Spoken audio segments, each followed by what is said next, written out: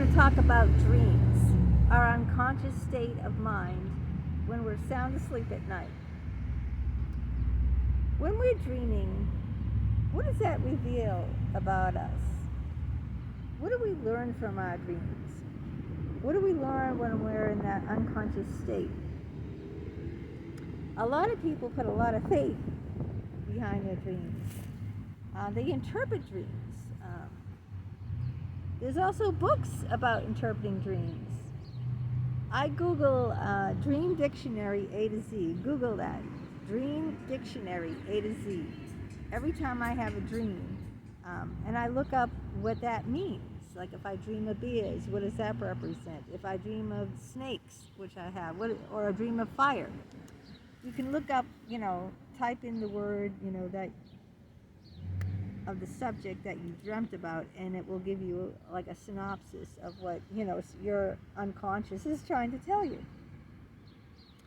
Last night I had a very unusual dream. I dreamt of Armageddon, the end of the world. I really did. The sky was all dark with these black billowy clouds, and there was this flying apparatus. Now, it wasn't an airplane, and it did not look like a flying saucer. It wasn't like disc-shaped like people think flying saucers are. And it wasn't an airplane. Maybe I don't know what it was. Maybe like a bomber. Those bombers, those military planes. But it was very dark and ominous, and it was like a silhouette of it. It was more like a silhouette of it than the actual flying machine apparatus, whatever it was. And it was like, I was really frightened because the sky was all black, and here was a silhouette of this, ominous flying thing. And then it just went away. Well, in the same dream now, okay, after that flying whatever it was went away, I look out my window, and there's the ocean. Now, everyone who knows me, I'm a Cancer, I'm a water sign, the crab. I love the ocean, but this ocean was menacing. And this ocean was coming toward me. So I'm looking out my window, and the ocean is coming toward the house like a tsunami. Like, it's coming, very forcefully, very violently, raging. Like, and I said, oh my God, we gotta get away from here, or we're all gonna drown, like Noah's Ark or something, you know what I mean? Like the flood is coming. And the aircraft or ever was just a warning sign of impending doom. I did not look that up this morning because I was very busy. But I wonder what that represents in my life. I often have reoccurring dreams. Do you have reoccurring dreams? You should really listen when your unconscious is playing the same narrative over and over again in your sleep. I always have reoccurring dreams of fires in my old house because there was so much trauma growing back. I was growing up in my old house that I guess I just want to burn those memories. I think that's what it represents. You have to be kind of do your own analysis. You just can't trust dream dictionaries, right? They just give you a generalized interpretation, but they don't know your real life and your history, right? But I thought those burning dreams of my old house meant I wanted to get rid of my past. I wanted to put my past and all the trauma that I experienced in flames. And I kept having reoccurring dreams of that, and they weren't nice. One dream, my son was in that house, and I was trying to go back in the flames to save him, my brain damaged son, Alex. And I think when I was doing therapy at that time with Dr. Jerry Kuchar, and I told him about the dream because shrinks love interpreting dreams. It's like their hobby or something. They love it. So he said that, I couldn't save Alex from the meningitis. So my unconscious mind is replaying that and, trying to go back there and trying to save him. in my unconscious, because I couldn't save my son from the awful, sickness that took his mind. Now I'm having reoccurring dreams of the same childhood house. By the way, it's only like a couple of blocks from my house now. Okay, I didn't move far. I lived in two places. Well, really three. If you want to count infancy, when I was only like 2 or 3 months old, I lived on Congreve Street in Rosendale. Okay, and then before I was even aware, like when I was only a couple of months old, we moved to Center Street. And then from Center Street, I'm on the house I am now. Yeah, I'm sure you could all look it up. I'm not going to tell you. I don't want you to come knocking on my door. And they're all in Rosendale, and they're all like within a very short distance. You could walk to them. But now the current reoccurring dreams I have is like me like locking the door of my of the childhood apartment where I lived in. It's a 2-family home, and I'm trying to lock the door from some bad person or thing, trying to lock them out. So in my dreams, so maybe I'm afraid that there's something bad coming after me, or something bad from the past, maybe because it's in my childhood home, and trying to lock that bad person from my past out, or just trying to lock some danger out. So, I mean, I think Freud, was interested in trying to interpret dreams. I'm sure there was a lot of psychologists, modern day psychologists today, probably ones that do like analysis, psychoanalysis, try to interpret patients' dreams. And I just find it very fascinating. Often in my various therapies, I would discuss my dreams with the therapist, and we would try to, come to some sort of, explanation as to why I would have them, especially, like I said, they're reoccurring ones. But you've got to be curious too, right? You've got to be curious about your own dreams and what they mean and what they represent. It's fascinating.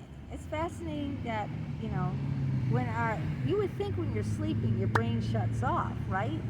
That, you're unconscious. Your brain should like shut off and rest. Isn't sleep all about rest? Like, I haven't done studies on REM, rapid eye movements, and like all the various stages of sleep.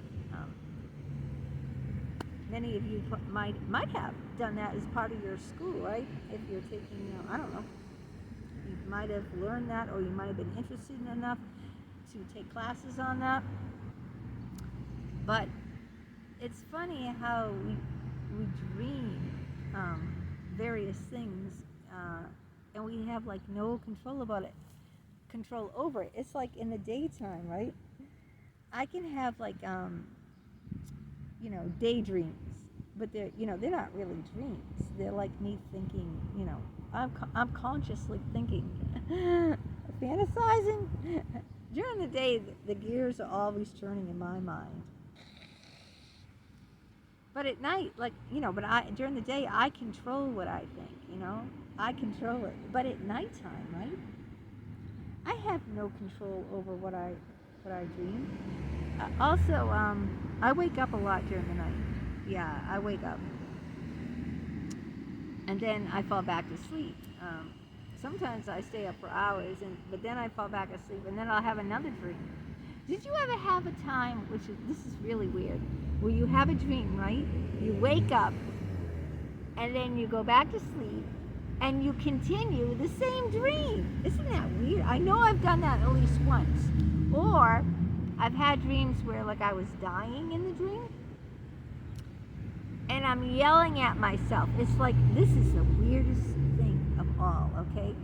I'm yelling at myself, it's only a dream. It's only a dream. Wake up, it's only a dream. And then I wake up, right? But it's like my conscious is yelling at my unconscious to like trying to protect it, trying to say, hey, it's all right. Look, you're just dreaming. This isn't real. And that's what happens. It's like, it's just like so bizarre. Like I can't believe that.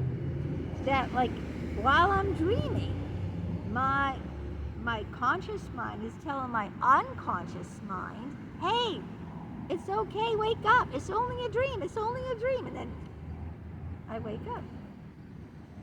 But it kind of calms me down during that phase of the dream. The fact that my conscious mind is telling me it's okay, you're going to be okay because this isn't real. Isn't that bizarre? Oh God. So yeah, interpreting dreams, interpreting our unconscious mind. I mean, it's a fascinating subject. I mean, many people who are interested in psychology study all about dreams. And you can tell I live in the city because even when I'm in nature, there's noise all around me. But I do look that up. You can buy many books about dreams, but it's good to analyze yourself, probably with a friend, or if you're in therapy with your therapist, because a book isn't going to be able to know. They're just going to generalize. They're not going to know you. They're not going to know your past, your fears, your desires, and what you're trying to repress. Things that you try to hold back or repress or get out of your mind during the day when you're conscious, often it creeps in to your mind at night. And I've had many, many dreams of people that I no longer have any contact with. I had a couple of months after Jim died, my psychologist that I had a 2-year affair with, I had a dream about him. I often blame myself, and they say some people believe that the dead people can their spirits can come to you in dreams, and I firmly believe this. I believe that, as you know, when you die, you're out of your body, and like some people have no religious belief, other people are spiritual, but I do believe that you still have some spirit that lives on.